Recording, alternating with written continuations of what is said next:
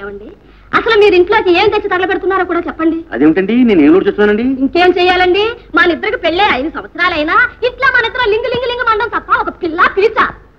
శాంతదేవి గారు మేమే ఊడిపోయాం. ఒక్క ఉపన్యాసంతో 100,000 జన నాకెట్టాను కానీ మీ నోరు కట్టేలేకపోయింది.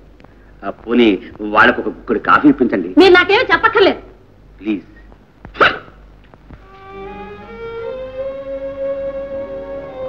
పదండి. పరా ఇంట్లో పరవాన్నం కంటే సొంత ఇంట్లో చద్దనమే మీరు. వాళ్ళ వీళ్ళ చేత కాదనిపించుకోవటం ఎందుకు? ఆ తిట్లేవో మీ తాతగారి చేతే తిందాం, మీ ఇంటికే వెళ్దాం. పదండి. అవును, ఈ పరిస్థితులు అదే వచ్చింది. అలాగే రావదాసు, రావదాసు వస్తున్నారా? అబ్బే లేదురా, కొత్తగా పెళ్ళి వచ్చారు కదా, మీకు ఏమేమి పిండి వంటలు ఎలా ఎలా చేయాలని ఆలోచిస్తున్నాం. పిండి వంటలు ఎందుకురా? వస్తా ఉంటే దవల మన స్నేహితుడు నారాయణరావు లేడు, టీ పార్టీ ఇచ్చాడు రా. ఏదో నిన్ను కూడా చూసిపోదామని వచ్చామంతే. వెళ్దాం పార్వతి. అదేమిటమ్మా ఫోన్ చేయకుండానే వెళ్తున్నారు? ఇప్పుడే ఫోన్ చేసి బయలుదేరమ్మా. అవును. అవునులే, తిరగకుండా ఎలా వస్తారు గాని. పోన్లే, కాస్త కాఫీ అయినా తీసుకోండి. తీసుకోండి. తీసుకురా. తీసుకోమ్మా.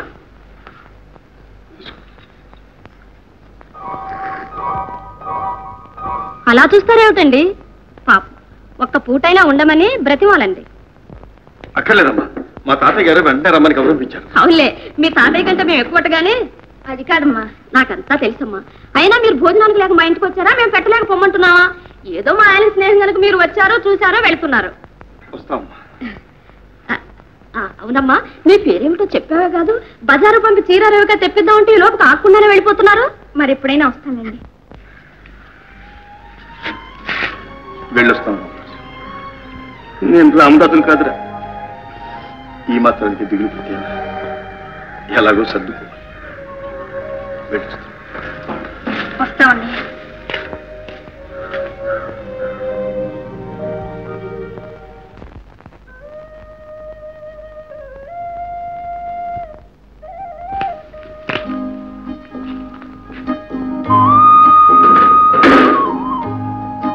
నిలబడ్డారే?